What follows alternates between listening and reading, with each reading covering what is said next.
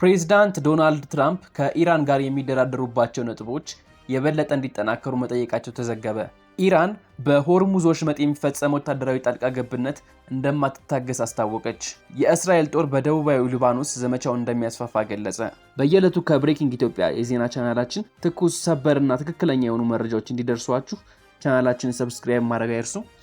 ፕሬዝዳንት ዶናልድ ትራምፕ ከኢራን ጋር በሚደረገው ድርድር የቀረቡ በርካታ ነጥቦች ላይ ለውጥ እንዲደረግ መጠየቃቸውን የአሜሪካ መገናኛ ብዙሃን ዘገቡ።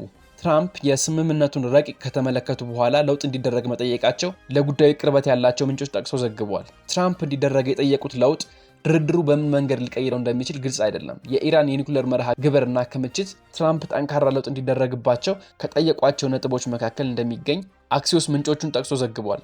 የአሜሪካ መገናኛ ብዙሃን ዘገባዎች እንደሚጠቁሙት እነዚህ ለውጦች ድርድሩን በቀናት ሊያራዝሙት ይችላሉ። ትራምፕ ባለፈው አርብ በዋይት ሃውስ አስቸኳይ ስብሰባ ቢያደርጉም የመጨረሻ ውሳኔያቸው ይፋ አልሆነም። የስምምነቱ ረቂቅ የትራምፕን ይሁንታ እየጠበቀ እንደነበር ኤኤፍፒ ዘግቧል። የኢራን ባለስልጣናት ረቂቁን ማጽደቃቸውን አላሳወቁም። ከዚህ ጋር በተያያዘ ዜና ኢራን በሆርሙዝ ወሽመጥ የሚፈጸም ወታደራዊ ጣልቃ ገብነት እንደማትታገስ አስታወቀች። በኢራን ጦር ውስጥ ቁልፍ ቦታ ያለው ሀታም አል-አናቢያ ማዕከላዊ እዝ የሆርሙዝ ወሽመጥን አስተዳደር ለማሰናከል ማንኛውም አይነት ወታደራዊ እንቅስቃሴ ቢካሄድ እርምጃ እንደሚወስድ አስጠንቅቋል። በሆርሙዝ ወሽመጥ ያለውን ዝውውር ለማወክ ቢሞክርም የኢራን እስላማዊ አብዮታዊ ዘብ ወታደራዊ እርምጃ መውሰዱ እንደማይቀር አስታውቋል። ሁሉም መርከቦችና የንግድ ጀልባዎች ማለፍ የሚችሉት ከእስላማዊ አብዮታዊ ዘብ የባህር ኃይል ፈቃድ አግኝተው በተዘረጋላቸው መስመር ብቻ ነው ማለቱም አክሏል። ይህንን አሰራር መጣስ በአካባቢው ያለውን እንቅስቃሴ ደህንነት የሚያውክ እንደሆነ ገልጸዋል። አሜሪካና እስራኤል ኢራን ላይ ጥቃት መክፈታቸው ተከትሎ ቴሄራን በሆርሙዝ ወሽመጥ የምታደርገውን ቁጥጥር አጥብቃለች። አንዳንድ መርከቦች በኦማን ባህር ዳርቻ አቅራቢያ በሚገኘው የሆርሙዝ ወሽመጥ በኩል ለማለፍ መሞከራቸው ያልተረጋገጡ ሪፖርቶች ተጠቁመዋል። ይህ በእንዲህ እንዳለ እስራኤል የሊባኖስ ታሪካዊና ስትራቴጂካዊ አምባ መቆጣጠሯን አስታወቀች።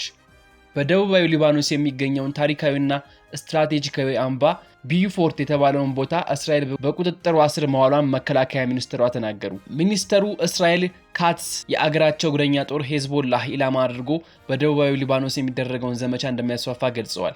በቴሌግራም ገጻቸው ከታሪካዊ የቢዩፎርት ውጊያ 44 ዓመት በኋላ በመጀመሪያው በ1982 የሊባኖስ ጦርነት የተገደሉ ጓዶች በሚታሰቡበት ዕለት ሰራዊታችን ይህንን አምባ አስመልሶ የእስራኤል ሰንደቅ ዓላማ ሰቅሏል ብለዋል። በጠቅላይ ሚኒስትር ቤንያሚን ኔታንያሁ አመራርና በእኔ ትዕዛዝ መሰረት የእስራኤል ጦር በሊባኖስ ዘመቻውን አስፋፍቶ ሊታኒ ወንዝ አልፎ ቢዩፎርቱን ተቆጣጥሯል ሲሉም አክለዋል።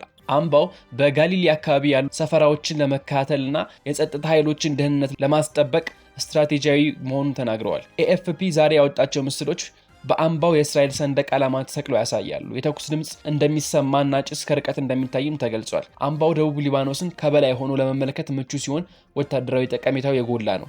ከዚህ ቀደም የእስራኤል ጦር አምባውን ደቡብ ሊባኖስ ለመቆጣጠር ተጠቅሞበታል። ከዚህ ጋር በተያያዘ ዜና እስራኤል የሊባኖስ ጥንታዊ አምባ መቆጣጠሯን ተከትሎ የጸጥታው ምክር ቤት እንዲወያይ ተጠየቀ።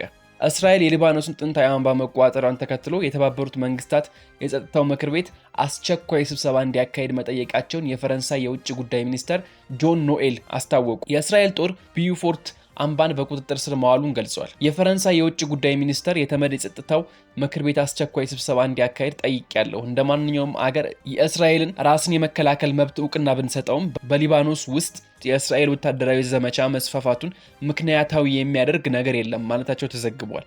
በደቡብ ሊባኖስ የሚገኘው ታሪካዊና ስትራቴጂካዊ አምባ ወይም ደግሞ ቢዩፎርት የሚባለውን ቦታ እስራኤል በቁጥጥሯ ስር መዋሏን መከላከያ ሚኒስትሯ መግለጻቸው አይዘነጋም።